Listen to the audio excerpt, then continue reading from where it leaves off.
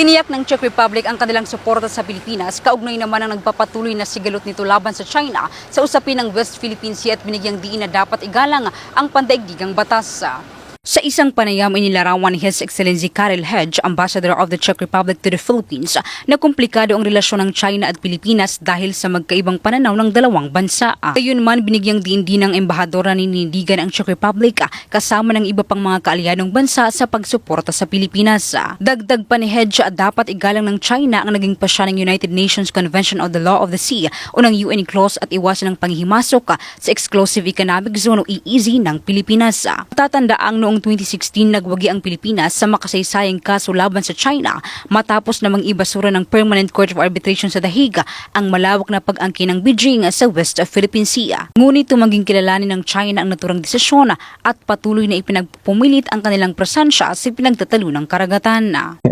It's a complicated relation because obviously each country has its own standpoint and its own perspective on the matter.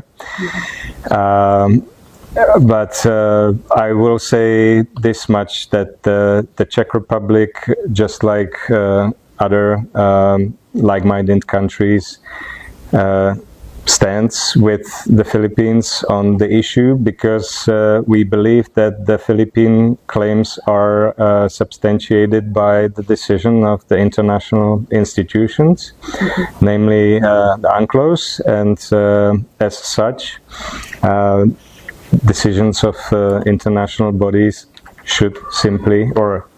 must simply be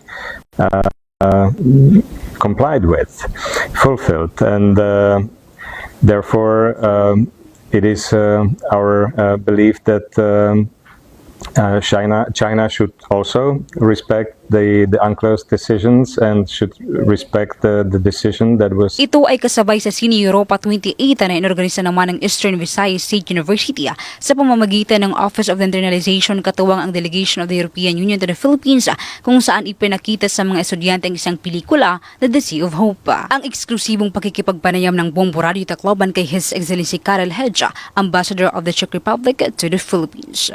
Binigyang diin ng Czech envoy na mahalaga ang pagsunod sa panagdigang batas upang mapanatili ang kapayapaan at katatagan sa rehiyon.